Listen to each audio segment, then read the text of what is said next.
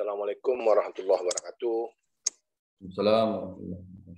Kita lanjutkan kuliah kita pagi ini. Mohon maaf agak gangguan internet.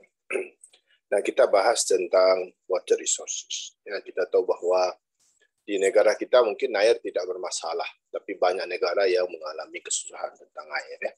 Contoh negara yang paling dekat itu adalah Singapura. Mereka sangat tergantung dengan Malaysia dan Indonesia. Kalau seandainya menutup air ke Malaysia, dari Malaysia ke Singapura, itu jadi persoalan besar. Ya. Kenapa? Karena water is one of essential element of life.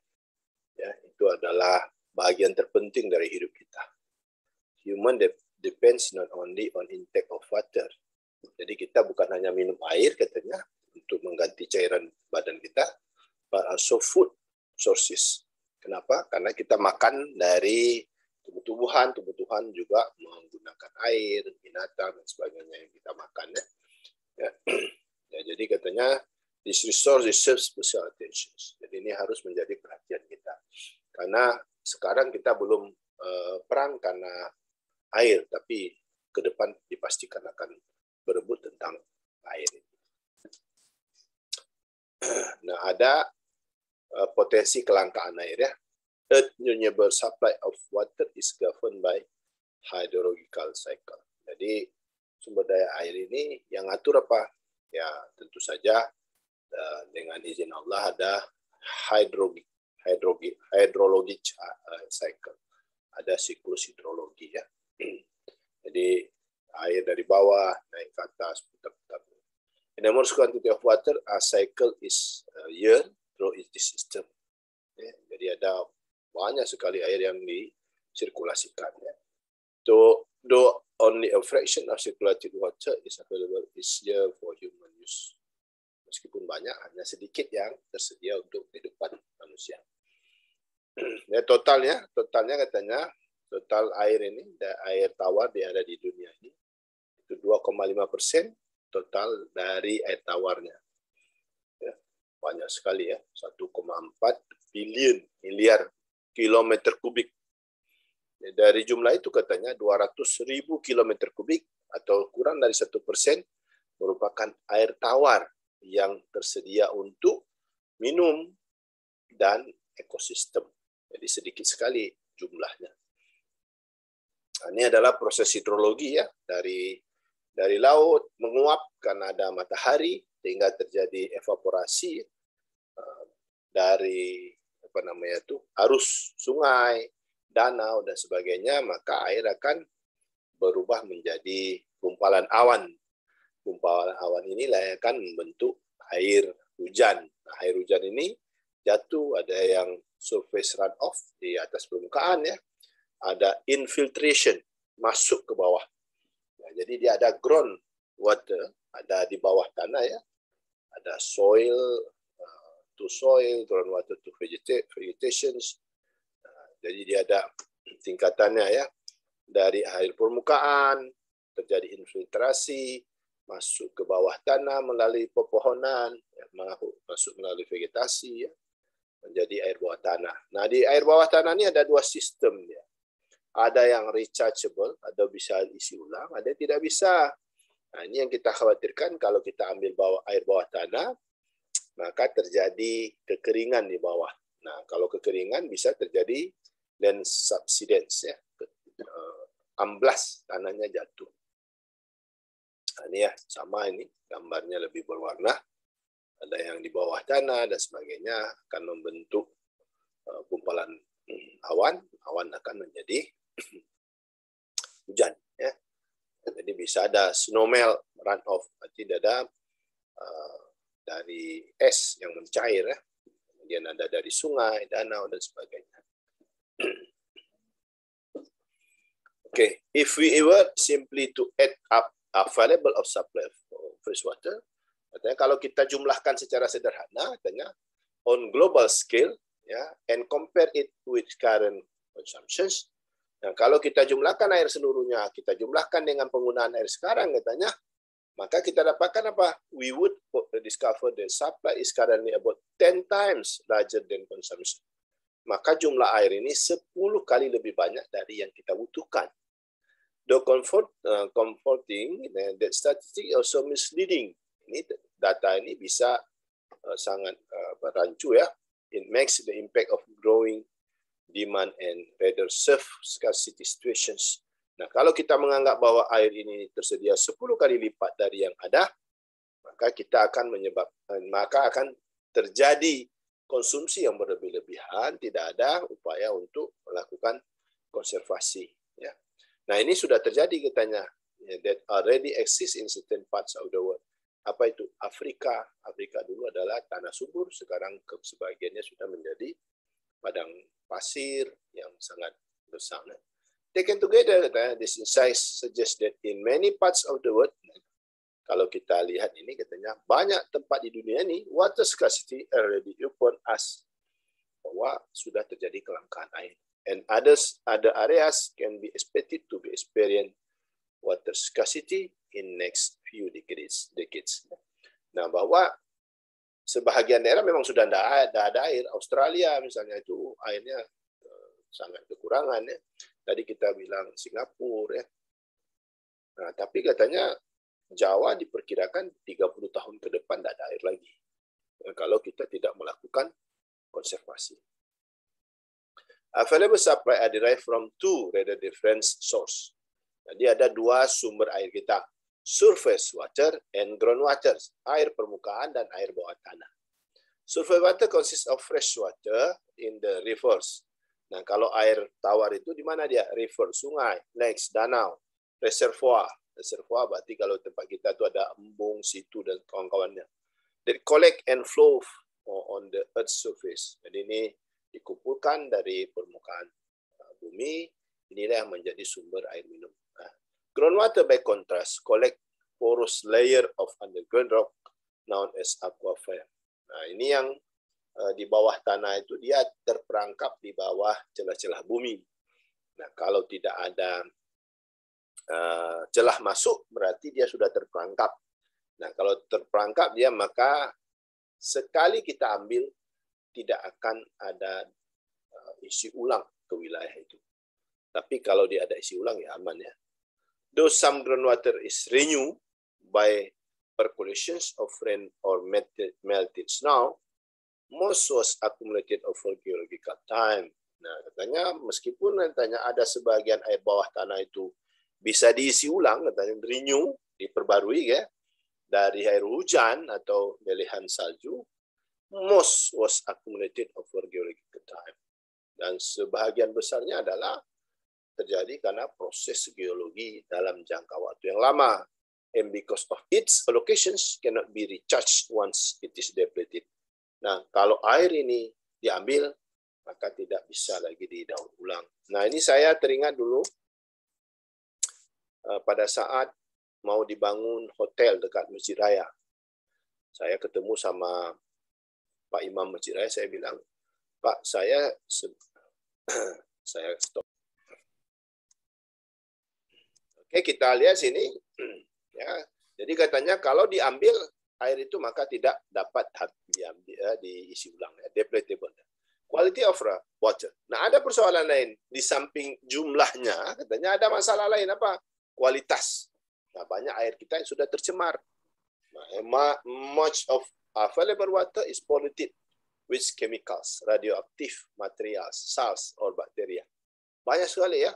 Ada kimiawi, ada radioaktif, ada garam dan bakteri ya.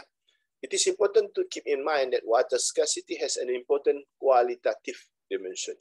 Jadi katanya kelangkaan air ini harus menjadi perhatian kita dari aspek kualitasnya, katanya, then further limits of supply of potable water, dan juga ketersediaan air yang bisa kita minum. Depletion and contamination of water supply are not the only problems. Masalahnya bukan hanya menghilangnya air, berkurangnya air, dan terjadi kontaminasi. Excessive withdrawal. Nah, ini persoalan lain.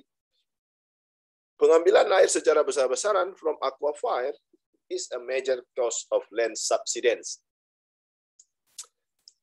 Kalau Bapak ingat ada beberapa tahun yang lalu di Jakarta tuh jalannya amblas. Kenapa? Karena di Jakarta itu air tanahnya diambil besar-besaran. Ya. Kalau Bapak ke Tanah Abang, jangan Bapak anggap itu tanah saya, enggak, Tanah Abang itu air laut sudah masuk ke situ, Pak. Sudah intrusi dia ke daerah Tanah Abang. Artinya di Jakarta itu sebahagian besar, kalau Jakarta Utara nggak usah cerita lagi, Pak. Memang udah air laut semua di bawah itu. Kenapa? Karena di atas di beton, di aspal, tidak ada jalur masuk air ke bawah, ya. Jadi ada pengambilan air secara besar-besaran. Land subsidence is gradually settling or sudden sinking. Nah, bisa juga turun pelan-pelan katanya, or sudden sinking, atau tenggelam secara tiba-tiba of the earth surface owing to subsurface movement of earth materials. Ya, penyebabnya apa? Air. Kalau kita ke mana tuh, ke Selawah, itu ada beberapa bagian ya, mau masuk Laweng itu banyak sekali jalan rusak. Itu apa penyebabnya? Air. Di bawah itu ada air. Oke. Bagaimana kita alokasikan air ini, terutama yang air yang langka? What efficiency means for allocation of water depend crucially on whether surface water or groundwater is being tapped. Nah, kalau kita melihat alokasi air ini tergantung, katanya. Tergantung apa? Apakah air permukaan atau air yang bawah tanah. In the absence of storage, kalau tidak ada penyimpanan, the problem with surface water is allocation of renewable supply among competitor users. Nah, kalau tidak ada penyimpanan air, katanya persoalannya apa? Bagaimana kita membagi air antar pengguna air? Kalau orang bisnis bilang, saya berapa saja bayar. Nah, peternak bilang, oh kami tidak sanggup. Karena kalau mahal kali tidak sanggup. Petani juga bilang, saya tidak sanggup. Jadi intergenerational effect are less important. Nah, kalau di air permukaan, antar generasi itu kurang begitu penting. Future supply depend on natural phenomena. Karena ketersediaan air di masa depan itu tergantung kepada persoalan alamiah, ya, such as precipitations rather than on current withdrawal practices. Jadi kalau air permukaan itu karena bagaimana tata penyimpanan airnya, daerah tangkapannya, catchment area dari air itu. Kalau gunungnya gundul, ya tidak ada juga airnya. For groundwater, withdrawing water now does affect the resource available to future generations. Nah, kalau kita ambil air bawah tanah, tentu akan sangat berpengaruh terhadap ketersediaan air ini untuk generasi depan, masa depan. The location of our time is crucial aspect of the analysis. Maka untuk air bawah tanah, alokasi antar waktu penting ini kalau kita ingin menyediakan air bagi anak dan cucu-cucu kita. Because it represents somehow simpler analytical case. Nah, kita lihat dulu, surface water, air permukaan. An efficient allocation of surface water. Bagaimana kita mengalokasikan sumber daya air yang permukaan ini supaya efisien? Must strike a balance among a host of competing users. Maka kita harus membagi air ini sesuai dengan peruntukannya, siapa yang menggunakannya. Ya. Nah, kalau kita ke Jepang misalnya, ya, air dari rumah kita tuh dua salurannya, Pak. Yang pertama air hujan, yang kedua air buangan rumah tangga. Kalau air hujan itu langsung ditampung. Kalau kita buang, Pak. Mana ada dua got kita, Pak, dari rumah langsung ke badan air atau ke parit-parit ke badan air. Nah, kalau mereka tidak, mereka kenapa? Karena air ini penting bagi masa depan. Ya. Jadi kita harus menyediakan air kepada pengguna. Ya, harus sama, balance. Ya. Must supply an acceptable means of handling the years-to-years variability in surface water flow. Dan katanya harus tersedia, ya, penanganannya yang sama dari tahun ke tahun. Kenapa? Karena air permukaan itu kalau kurang hujan, seperti Banda Aceh misalnya, air permukaannya kurang. Nah, kalau datang hujan lebat, air permukaannya lebih. Nah, ini yang kita harus waspadai, ya. Former issue is acute because so many different potential users have legitimate competing claims. Nah, katanya yang pertama itu katanya semua orang menyatakan kamilah yang paling berhak untuk mendapatkan air. Some withdraw the water for consumptive use. Kalau pengambilan air untuk kebutuhan konsumtif katanya seperti apa? Municipal drinking water supply, supplier or farmer, atau untuk masyarakat di perkotaan atau untuk petani tanya. While other use but do not consume the water. Ada yang lain dia tidak mengkonsumsinya, meminumnya, tetapi dia menggunakan air. Apa itu? Swimmer. Ya, berarti orang yang berenang, dan boaters. Boat. Later challenge arise because surface water supplies are not constant from year to year or from month to month. Jadi tantangan berikutnya adalah air permukaan itu tidak tersedia dalam jumlah yang sama dari tahun ke tahun atau dari bulan ke bulan. Since precipitation, runoff of an evaporation all change from year to year, in some years less water will be available for allocation than in others. Katanya karena apa?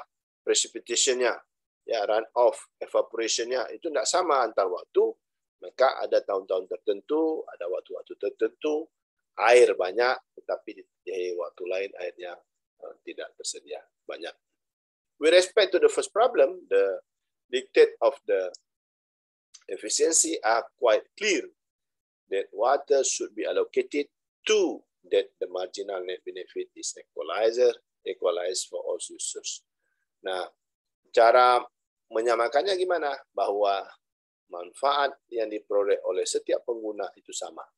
The marginal net benefit is vertical distance between the demand curve for water and marginal cost of extracting and distributing that water for the last unit of water consumed. Apa itu marginal net benefit? Yaitu jarak secara vertikal antara kurva permintaan terhadap air dan biaya pengambilan dan pendistribusian air.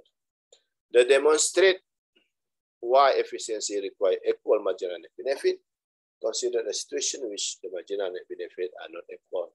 Nah, bagaimana kita menjelaskan ini? Kita asumsikan bahwa marginal net benefit itu tidak sama antara satu pengguna dengan pengguna lain. We shall show that in this situation, it is always possible to find some allocation of water that increase net benefit. Jadi bagaimana kita membagi air ini sehingga manfaat yang diterima oleh si pengguna itu mengalami peningkatan. Since net benefit could be increased by this reallocation, initial allocation could not have minimized net benefit. Nah, kalau kita ingin meningkatkan manfaat bagi suatu pengguna, maka manfaat yang sudah diterima oleh pengguna lain itu tidak boleh mengalami penurunan. Since an efficient allocation maximizes net benefit, an allocation that failed to equalize net benefit could not have been efficient. Jadi apabila sudah tercapai efisiensi, maka tidak boleh lagi kita menambah manfaat kepada pihak-pihak tertentu kalau ada terjadi penurunan manfaat bagi pihak lain.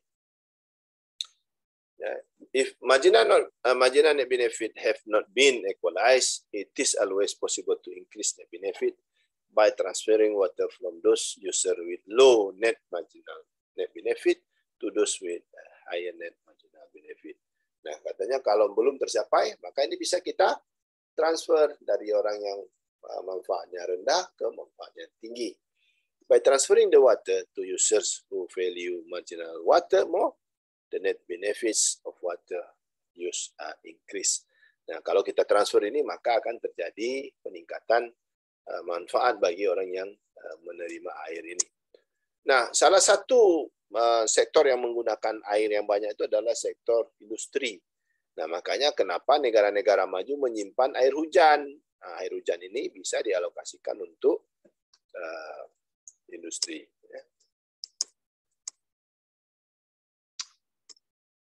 Okay. The losing water are giving up less than those receiving the additional water are gaining. Jadi kalau ada orang yang mengalami penurunan jumlah air, tapi tidak mengurangi manfaat dia. When the water marginal net benefit are equalized, so much transfer is possible without lowering net benefit. Ini prinsipnya sama. Kalau kita tambah manfaat pada pihak tertentu, tidak boleh menurunkan manfaat yang telah diterima oleh pihak lain. Ini bisa jadi standar ya. Nah, ini seperti ini. Nah, kalau kita biarkan, siapa yang menang nih? Wah, ini ya. Wah, kalau bilang kan ini supply-nya di S1 saja. Kalau kita net benefit-nya di sini, wah, kacau nih, kenapa? Ini tidak sanggup beli dia. B nih, saya tidak dapat air. Kenapa? Airnya mahal. Itu sama seperti itu ya. Makanya dia harus ada distribusional ya. Nah, kalau di sini di MNB0 ini dia dapat manfaat, yang lain juga dapat manfaat. Jadi harus ada keadilan ya. Kalau kita serahkan kepada pasar dalam alokasi air ini, tentu saja sektor komersial akan sangat beruntung dibandingkan dengan sektor lainnya. Karena sektor komersial pasti dia bilang, rumah kami banyak uang, berapapun harga air kami beli. Oke, ini Bapak baca aja sendiri, nanti saya skip aja. Oke. This implies that water sales should involve a positive marginal scarcity rent. Katanya penyediaan air ini harus menghitung positive marginal scarcity rent. Ada sewa kelangkaan air ya. Marginal scarcity rent could be zero if water were not scarce. Kalau airnya gratis, airnya banyak, tidak ada keraguan, maka marginal scarcity rate-nya bisa sama dengan 0. Nah, jika katanya supply air ini diwakili oleh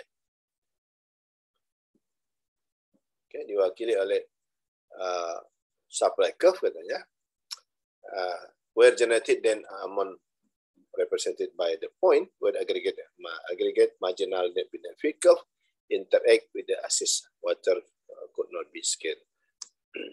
Okay, both users would get all they wanted. The demand would not be competing with the others. Nah, katanya semua pengguna mendapatkan air yang dibutuhkannya tanpa merasa seperti ada persaingan ya. The marginal net benefit would still be equal, but in this case they would both be zero ya. Jadi katanya bisa saja ini kita bagi ya, sama-sama mendapatkan manfaat. Ya, artinya ada orang yang meningkat dan yang sebelumnya tidak meningkat bisa menjadi meningkat ya. Nah, let's consider the second problem dealing with fluctuations in supply. Ini kalau kita analisis terhadap air yang jumlahnya itu tidak sama dari hari ke hari ya, atau dari tahun ke tahun, atau dari bulan ke bulan. As long as supply level can be anticipated, katanya, kalau seandainya jumlah air ini bisa kita perhitungkan, equal marginal net benefit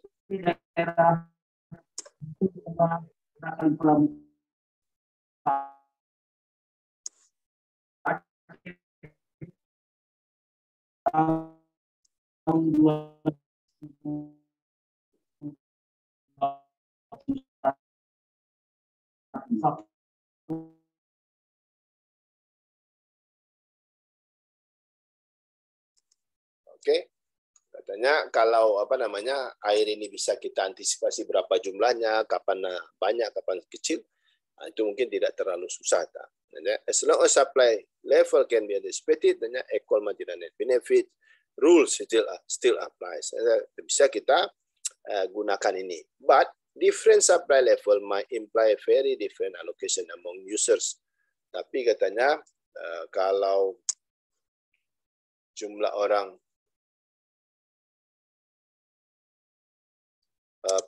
jumlah air itu tidak sama, nah ini yang susahnya katanya ya. This is important attribute of the problem because it implies that simple allocation rules such as users receiving a proportion of variable flow or high priority users receiving a guaranteed amount are not likely to be efficient. Jadi katanya kalau ada supply-nya tidak sama banyaknya, maka orang yang selama ini mendapatkan jumlah air yang banyak, jumlah kualitas yang bagus, nah ini susah kita penuhi ya, karena kalau banyak air ya tidak masalah, tapi kalau tidak banyak air gimana? This time focus on the water supply, label S1, a condition of restricted supply. Nah, ini kita lihat bagaimana ya. Sorry, ini gambarnya tidak ada pula. Apa yang kita ini aja. Supply katanya a condition of restricted supply. With supply S1 katanya, a very different efficient location, preference specifically, user B receive no water. Ini yang tadi itu gambarnya tadi. Ini S1 katanya, B ini tidak dapat air. Kenapa? Airnya mahal. Ya, kalau mahal ini tidak bisa beli. B-nya tidak dapat air ya. Tidak ada ini demand-nya. Ini harga gini. Kalau harga gini, tidak bisa beli dia. B tidak sanggup. Nah, ini. Benar. So, why does the efficient allocation change radically between S0 and S1? Kalau S0 jumlah air banyak ya, lies the shape of the two demand curve. Karena dua permintaan ini berbeda. Nah ini kan, nah ini yang A ini orang kaya Pak, B ini orang kurang kaya. Kalau A sanggup membeli berapa saja dengan harga tinggi juga sanggup dia beli. Ya, B tidak sanggup. Nah, kalau di sini sanggup dia. Kalau S0, kenapa? Demand B ini di sini. Jadi dari sini tadi, belok dia di sini. Kenapa belok? Dia penjumlahan antara si A dengan si B. Nah, kalau di 0, di S0 ini sanggup dibeli nih. Karena si A dengan si B sama dia marginal net benefit-nya. Itu maksudnya. Oke. Nah, sekarang kita masuk ke groundwater, air bawah tanah. Expanding this analysis to encompasses groundwater require that the predictable natural of groundwater supply be explicitly taken into account. Katanya kalau analisis kita berkaitan dengan air bawah tanah, maka kita harus memikirkan apa? Bahwa air bawah tanah ini mempunyai sifat kalau diambil akan habis dia. Karena kalau isi ulang pasti akan memakan waktu yang lama. Satu. Yang kedua, memang ada wilayah yang kalau kita ambil air bawah tanahnya, maka air bawah tanahnya akan habis. Nah, ya, jadi hati-hati dengan air bawah tanah. Okay. When withdrawal exceeds recharge from a particular aquifer, nah apabila tingkat pengambilan air itu lebih besar dibandingkan dengan daya isi ulangnya, katanya, resource will be mined over time until either supply or exhausted, or the marginal cost of pumping additional water become prohibitive. Nah, katanya maka sumber daya ini akan berhenti diambil apabila pertama airnya habis, yang kedua biaya mengambilnya lebih mahal daripada mencari air lain. Nah, ini kalau airnya habis, ya bagaimana mau pompa? Nah, atau biaya pompanya itu mahal. Misalnya 1 liter bisa menjadi 20.000. Itu lebih bagus kita cari sumber air lain. The first transferable implication is the marginal user cost is associated with mining groundwater. Yang pertama katanya bahwa marginal user cost itu sama dengan biaya untuk mengambil air bawah tanah. Reflecting, menggambarkan apa? Opportunity cost, biaya opportunity cost associated with the availability in the future of any unit of water used in the present. Apa itu?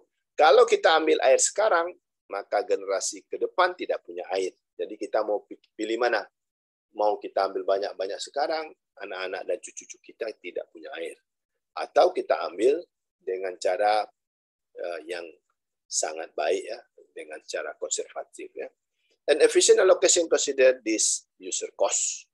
Maka alokasinya efisien dengan mempertimbangkan biaya penggunaan air bawah tanah. Efficient extraction sparks for constant demand involve declining use of groundwater over time. Karena kalau biaya pengambilannya tetap, maka penggunaan air tanah akan mengalami penurunan antar waktu. Marginal extraction cost, katanya, the cost of pumping of last unit to surface, would rise over time as water table fell. Ya, katanya biaya pengambilan air ini akan naik apabila jumlah di ketersediaan air ini turun, stoknya berkurang. Ya. Pumping would stop either when. Jadi katanya pengambilan air bawah tanah ini akan berhenti jika water table and dry. Pertama, kalau air bawah tanah itu sudah kering. Yang kedua, when the marginal cost of pumping was either greater than marginal benefit of the water or greater than marginal cost of acquiring water from some other source. Jadi katanya dua penyebab berhentinya penggunaan air bawah tanah. Yang pertama kering, yang kedua biaya pemompaannya itu lebih mahal dibandingkan dengan mencari sumber yang lain. Abundant surface water is proximity to the allocations of groundwater could serve as a substitute for groundwater. Katanya kalau sumber daya air permukaan itu banyak, maka itu bisa digunakan sebagai alternatif penggunaan air bawah tanah. Effectively setting an upper bound on marginal cost of extractions. Maka dia harus dilakukan pengaturan itu dengan batas atas penggunaan air dengan marginal cost of extraction. The user would not pay more to extract a unit of groundwater than it could cost to acquire surface water. Kalau biaya pengambilan bawah tanah itu mahal, maka orang akan berusaha menggunakan air permukaan. Nah, makanya ada beberapa negara ya mengambil air bawah tanah itu izinnya berat. Ya, di Banda Aceh sepertinya belum ada izin ya. Karena kalau kita lihat ya menyediakan jasa pembuatan sumur bor. Mana ada lapor, Pak? Ada lapor itu. Seharusnya itu dikelola oleh negara karena kita harus hitung juga berapa air kita yang di bawah tanah ini. Okay. Unfortunately, in many parts of the country where groundwater overdraft are particularly served, the competitions of surface water is already keen. A cheap source of surface water does not exist. Nah, ini yang parahnya, ya. Sayangnya katanya pengambilan air bawah tanah itu sudah sangat parah, katanya. Kemudian apa? Competitions for use surface water, ada kompetisi penggunaan air permukaan sudah terjadi, katanya. Cheap source of surface water does not exist. Nah, air yang murah dari air permukaan itu tidak ada. Nah, ini jadi masalah ya. In efficient groundwater market, water price would continue until the point of absorption, the point at which marginal pumping costs become prohibitive, or when the marginal cost of pumping become equal to next least expensive source of water. Ini maknanya orang akan berhenti mengambil air bawah tanah jika biaya pengambilannya jauh lebih tinggi dibandingkan dengan mencari sumber air lain. Kalau bapak-bapak ke wilayah pantai ya, tidak semua pantai itu airnya asin ya, tapi ada juga yang banyaknya wilayah pantai itu airnya asin. Nah, kalau airnya asin, apa mau ambil air laut?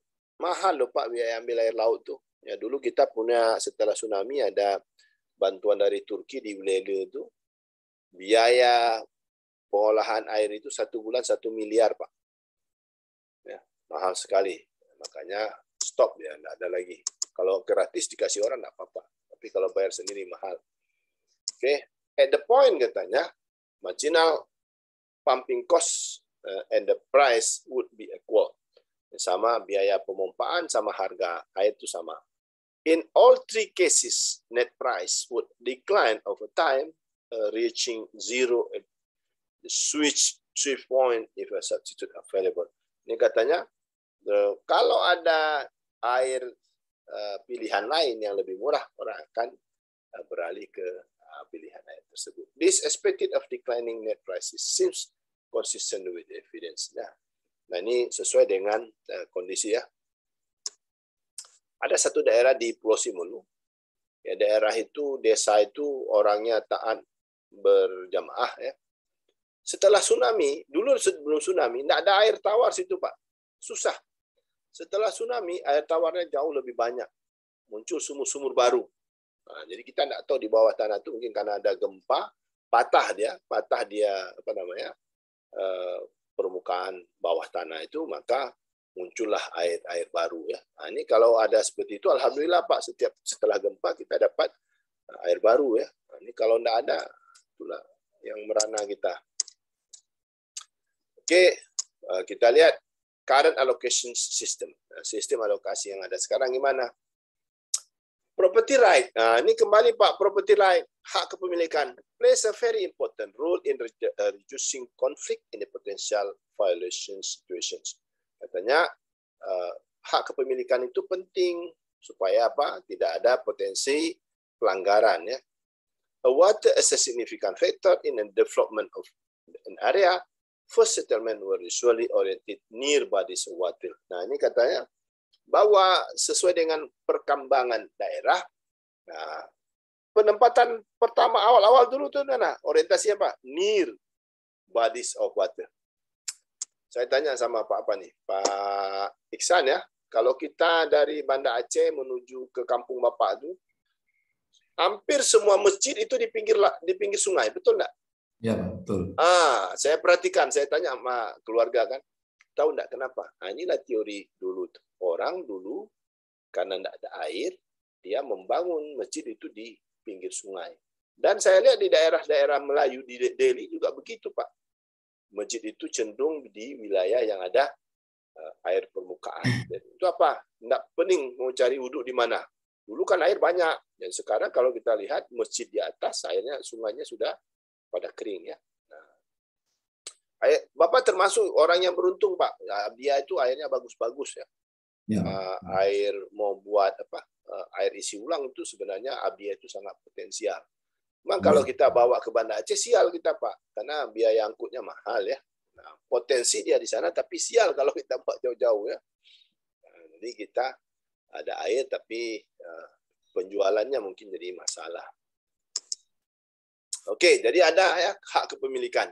Property right that involve called riparian right. Nah, kalau di air ini berlaku istilah riparian right. Ya, apa itu?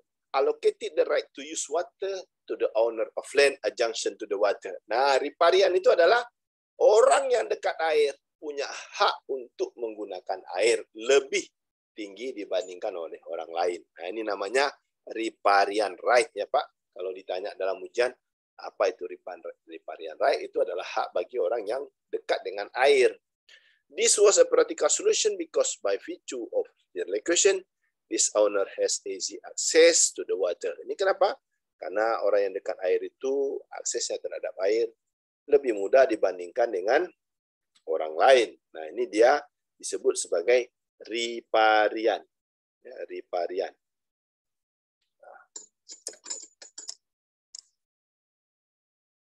Furthermore, there were enough sites with access to water. Ya, itu katanya ada apa? Ada tempat untuk mengambil air ya. Ya. With the population growth and the rise in the demand for land katanya, tapi karena pembangunan makin banyak, kemudian ada permintaan lahan, maka apa? This allocation system become less appropriate. Nah, tidak ada lagi istilah sekarang harus bangun dekat sungai. Tidak ada lagi. Kalau kita lihat rumah-rumah sekarang jauh-jauh sekali dengan sungai. As demand increase, amount of land adjacent to water become scarce. Katanya, kalau kita lihat bahwa air ini makin langka, ya maka katanya apa? Forcing some spillover onto land that was not adjacent to water. Maka banyak sekarang perumahan yang jauh dari wilayah air. The owner of this land began to seek means of acquiring water to make their land more productive. Nah, banyak orang sekarang dia tidak punya air, tetapi dia bisa melakukan pengambilan air agar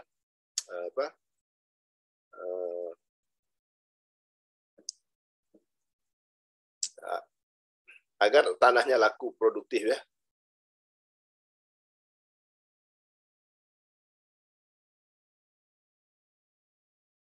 Oke. Jadi dia cari, kita lihatlah ada orang memompa dan sebagainya ya.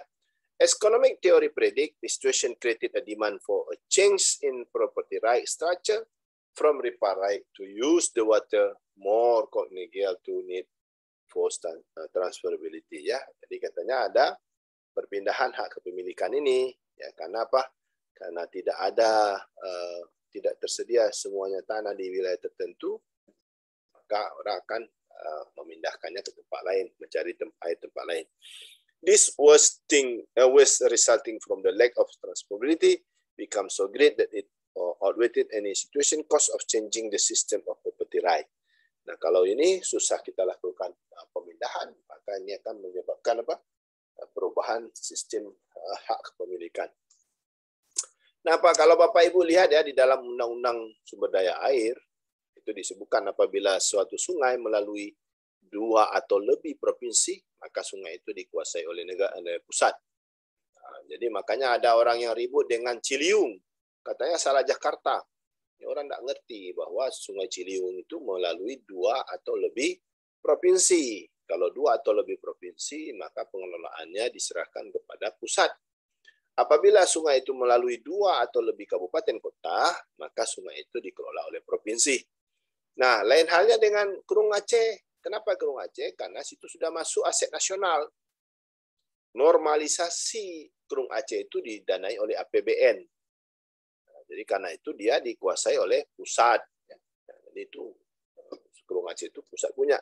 Kalau tidak kelahi nanti antara Banda Aceh dengan Aceh Besar. Orang Aceh Besar bilang, karena kalian ambil air dari sungai kami, maka kalian harus bayar.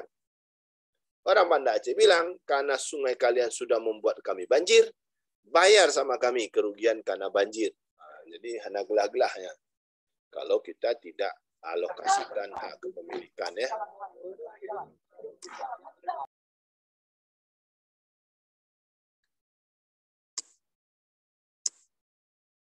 Oke, itu akibat kalau kita tidak mengalokasikan. Evolution that took place in the mining camps become the force runner of the was become known as period appropriate doctrine. Nah, ini ya, ini wilayah penambangan ya, maka itu bisa menjadi doktrinnya apa? Period appropriate. Siapa yang lebih diutamakan? Siapa yang dekat itu yang lebih diutamakan. Source of inefficiency. Apa penyebab inefficiency itu? Yang pertama adalah current system is not efficient. Nah, sistem sekarang tidak efisien. Kemudian apalagi prime source of inefficiency involve restrictions that has been placed on water transfers. Katanya sumber pertama itu apa? Karena adanya pembatasan air.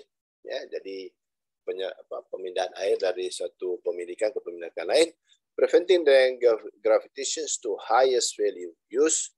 Those the source such as changing inefficiency, low prices must bear some of the responsibility. Nah, kenapa? Karena air itu mengalir dari tempat tinggi ke tempat yang rendah, maka orang tempat tinggi menggunakan air lebih dulu daripada orang tempat yang rendah. Nah, jadi meskipun ya yang tempat tinggi itu mungkin marginal net benefit-nya tidak terlalu besar dibandingkan orang yang berada di tempat yang rendah. Restrictions on transport, ya, pembatasan pengiriman air. To achieve an efficient allocation of water, the marginal net benefit would have to be equalized across all users. Nah, untuk mencapai alokasi air yang efisien, maka marginal net benefit itu harus sama antar seluruh pengguna air. Nah, baik yang menggunakan dengan konsumsi ataupun tidak mengkonsumsi air. With a well-structured system of water property right, katanya, kalau hak kepemilikan air ini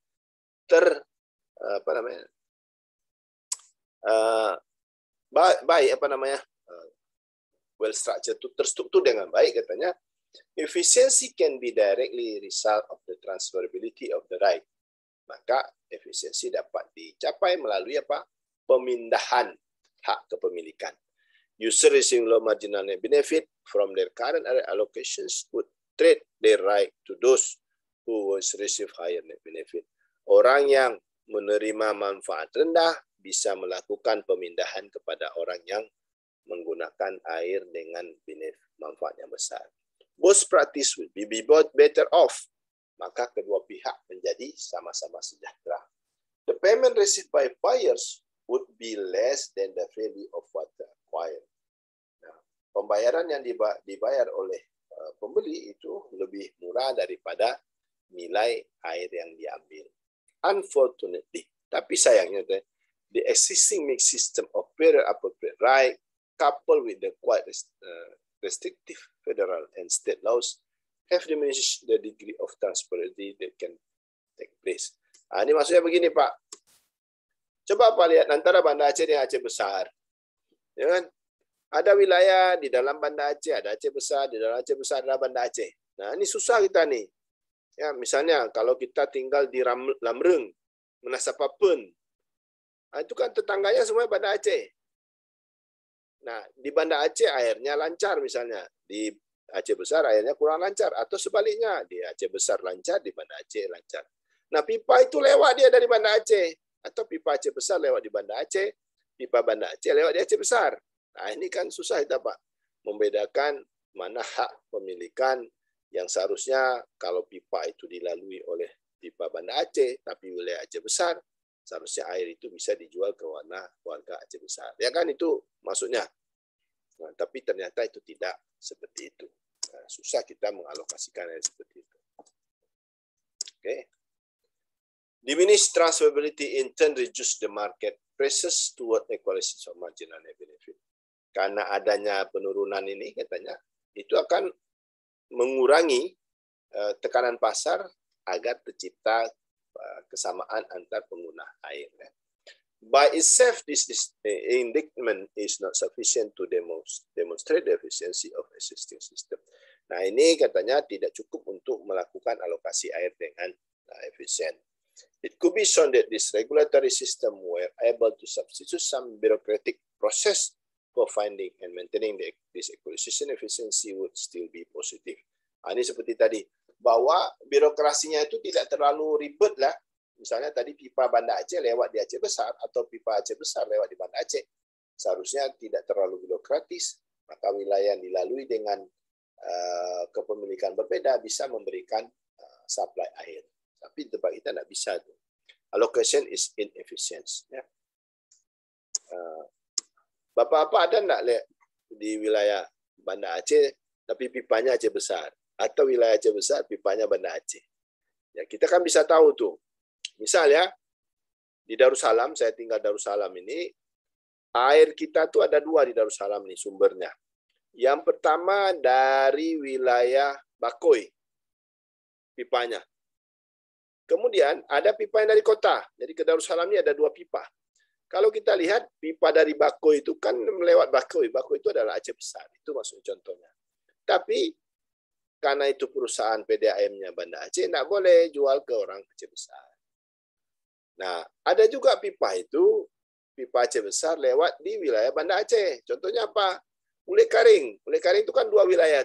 Ada wilayah Aceh Besar, ada wilayah Banda Aceh.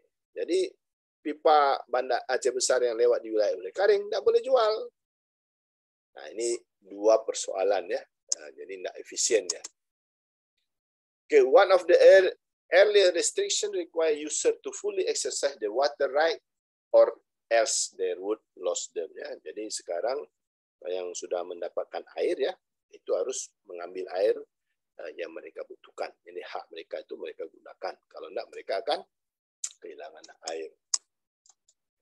The principle of beneficial use was typically applied to off-stream consumptive use. Ya. Ini ada beneficial use. Ya. Siapa yang lebih menerima manfaat. If it is not difficult to see that, use it or lose it. Nah, ini mudah katanya. Kalau kita tidak gunakan, maka kita akan hilang. Nah,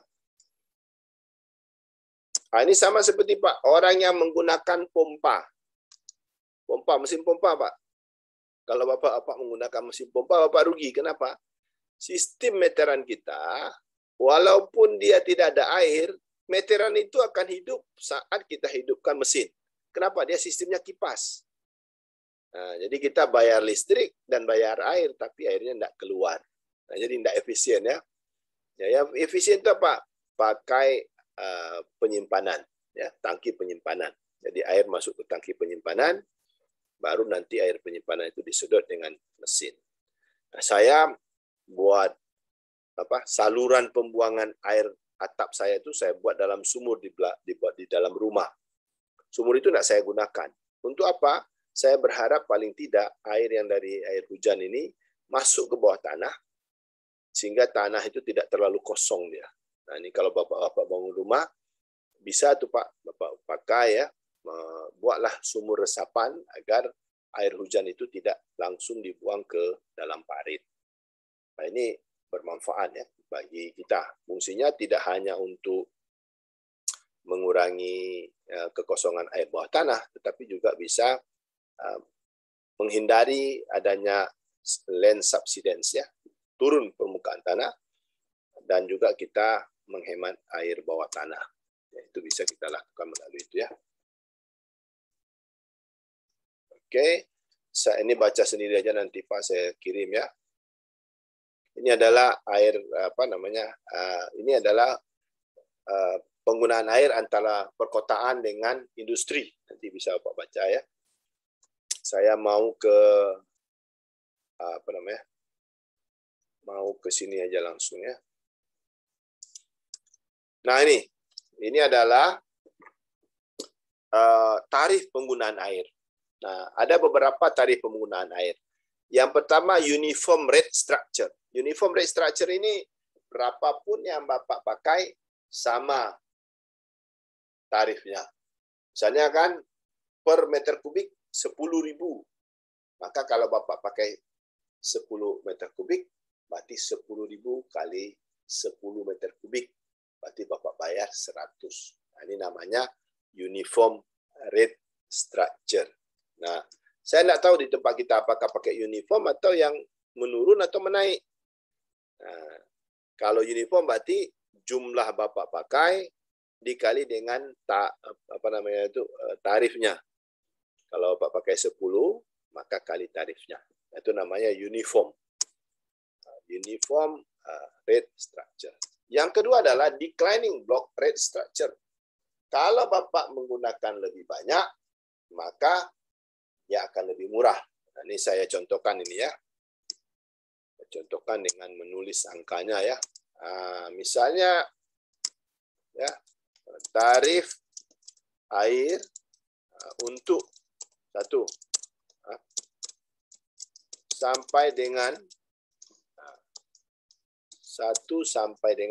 dengannya pakai ini aja deh saja Pak ya, jangan ini. Sampai dengan 10 meter kubik. Ya. Tarifnya per meter kubik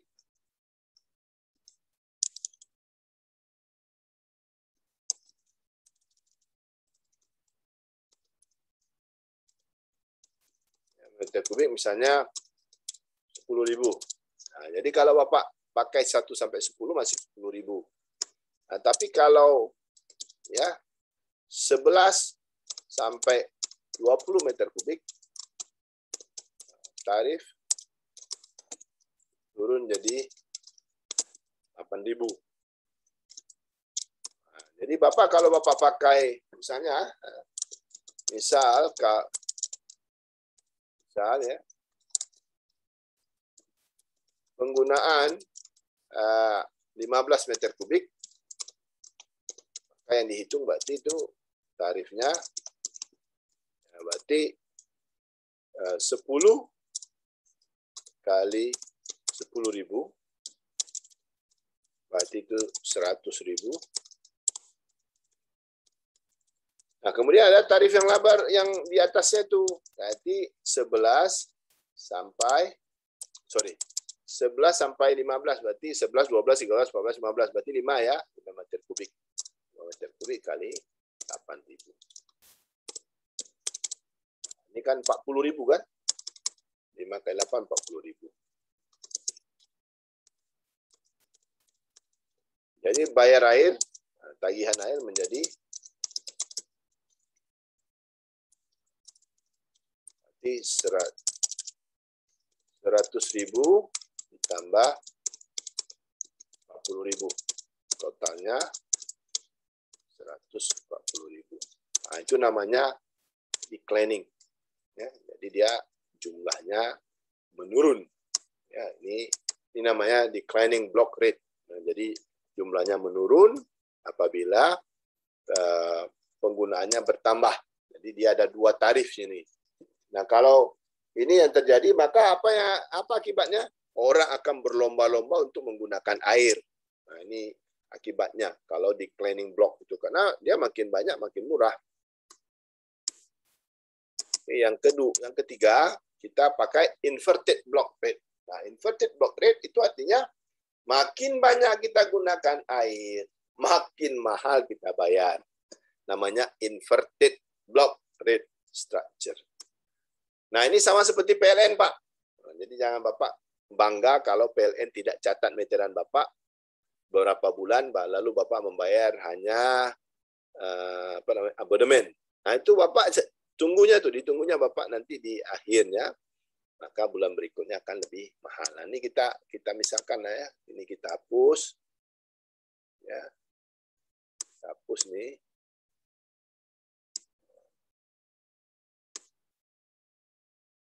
Oh, dia semua ya udah hapus saja ya. Nah, ini jadi katanya misalnya tarif air per meter kubik. Nah, yang satu ya, ini kalau inverted block ya. 1 sampai 10 yaitu tarifnya katakanlah 10.000 sama seperti tadi. Kemudian yang kedua 11 sampai 20. Nah, ini tarifnya adalah 20.000. Nah, jadi kalau ada pemakaian ya 15 meter kubik, nah, tagihan sama dengan ini kalau 15 meter kubik ya. Nah, kalau tadi tagihannya lebih kecil ya. Nah, ini tadi yang pertama berarti 10 meter kubik dikali dengan 20.000, maka kita dapatkan kali 10.000, sorry, kali 10.000 dapatkan 100.000. Yang kedua ya 8 meter kubik kali dengan 20.000. Nah, ini dapat 160.000 ya. 160.000. Nah, jadi total tagihan berarti 100.000 tambah 160.000, jadi total sama dengan 260.000. Nah, namanya inverted block. Nah, jadi kalau Bapak pakai banyak, maka bayarannya banyak. Nah, ini yang terjadi di PLN, Pak. Kalau kita pakai banyak, maka dia pindah bloknya. Jadi kalau Bapak misalnya tidak ditagih bulanan PLN Bapak, pasti di depannya akan ada tagihan banyak. Kenapa? Karena pindah blok dia. Nah, pindah blok harganya lebih mahal. Itu namanya inverted block structure. Yang ketiga, yang keempat itu adalah seasonal. Seasonal itu tergantung musim. Apakah peak season, musim puncak, atau non-peak. Kalau peak seasons, maka penggunaan air itu dicas lebih mahal dibandingkan dengan non-peak sessions. Nah, jadi kalau musim puncak, berarti bayaran kita lebih mahal daripada tidak puncak. Nah, itu kalau kita di